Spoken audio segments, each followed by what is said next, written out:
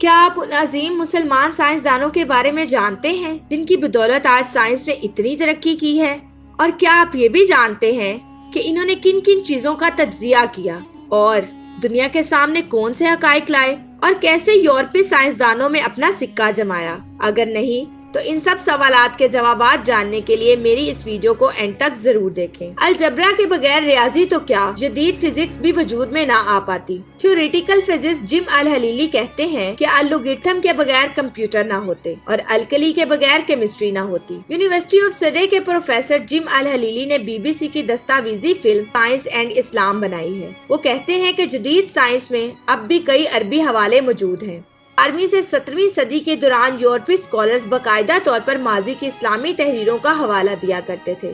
اس کے شواہد آپ کو مل سکتے ہیں کہ اگر آپ لیونارڈو آف پیسا، جنہیں فیبوناچی کے نام سے جانا جاتا ہے، کے حساب سے متعلق مشہور کتاب دیکھیں، انہیں یورپ کے پہلے عظیم ریاضی دان کا اعزاز حاصل ہے۔ الحلیلی کہتے ہیں کہ اس کتاب کے صفحہ نمبر 406 پر عربی نام محمد کو لاطینی انداز میں لکھا گیا ہے۔ یہ حوالہ محمد بن موسیٰ الخوارزمی کی تحریر کا ہے، جنہوں نے اپنی زندگی سال 780 سے 850 کے دوران گزاری۔ خوارزمی وہ شخص ہیں جنہوں نے ریاضی میں ایک انقلابی خیال پیش کیا کہ آپ کسی بھی نمبر کو صرف 10 آسان حروف سے ظاہر کر سکتے ہیں۔ انہوں نے مشرقی فارس سے نکل کر بغداد میں پناہ لی تھی اور ان کو یہ اعزاز حاصل ہے کہ انہوں نے مغربی دنیا کو اشاریے اور عددی نظام دیا۔ انہیں اکثر فادر آف الجبرا کے طور پر جانا جاتا ہے۔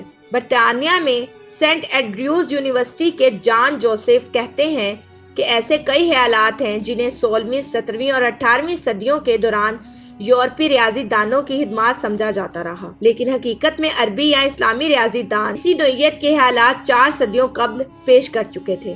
جو ریاضی آج ہم پڑھتے ہیں یہ یونانیوں سے زیادہ عربی یا اسلامی خدمات کے زیادہ قریب ہے۔ عرب اور اسلامی دنیا کی تاریخ میں ایسے کئی عظیم ریاضی دان پیدا ہوئے ہیں۔ درج ذیل ایسے 3 ناموں پر بات کی گئی ہے۔ جابر بن سنان البتانی میڈڈ کی یونیورسٹی میں عربی اور اسلامی تعلیم کے شعبے کے سابق ڈائریکٹر اور ریٹائرڈ پروفیسر خوان کساڈا کہتے ہیں کہ عرب ریاضی دانوں کی بڑی خدمات میں سے ایک یہ تھی کہ انہوں نے ترجمے کی مدد سے یونانی اور لاطینی سائنس کو محفوظ کیا اور وہ انڈینز کی سائنسی دریافتوں کو بھی مزید آگے لے گئے۔ BBC سے بات کرتے ہوئے خوان کساڈا نے بتایا کہ البتانی کی اہمیت یہ ہے کہ انہوں نے فلکیات اور ریاضی کو اکٹھا کیا اور اسے ایک ہی شعبہ تعلیم بنا دیا۔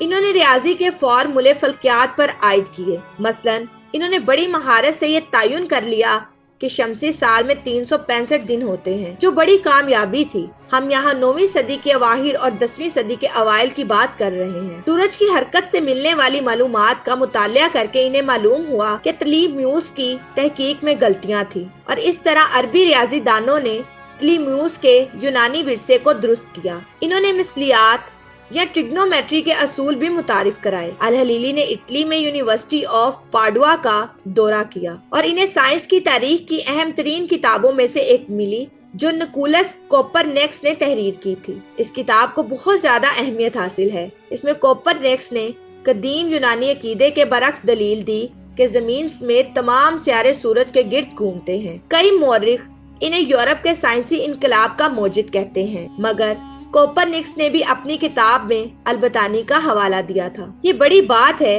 کہ وہ 9ویں صدی کے ایک مسلمان کا حوالہ دیتے ہیں جنہوں نے انہیں اپنے مشاہدے سے متعلق کافی معلومات دی تھی۔ البتانی شام میں عروفہ کے قریب 858 میں پیدا ہوئے اور ان کی موت 929 میں عراق میں ہوئی۔ کوپرنیکس نے سیاروں، سورج، چاند اور ستاروں کے وجود کو سمجھانے کے لیے البتانی کے مشاہدوں کو استعمال کیا۔ اسپین میں یونیورسٹی آف سلامانکا میں عربی اور اسلامی تعلیمات کے پروفیسر جیمی کوورڈیرو نے BBC کو بتایا کہ ابن الشاطر ایک ماہر فلکیات اور ریاضی دان تھے جو سال 1304 کے قریب دمشق میں پیدا ہوئے۔ انہیں مغرب میں بہت کم پہچانا جاتا تھا کیونکہ ان کے کام کا ترجمہ لاطینی زبان میں نہیں ہوا تھا۔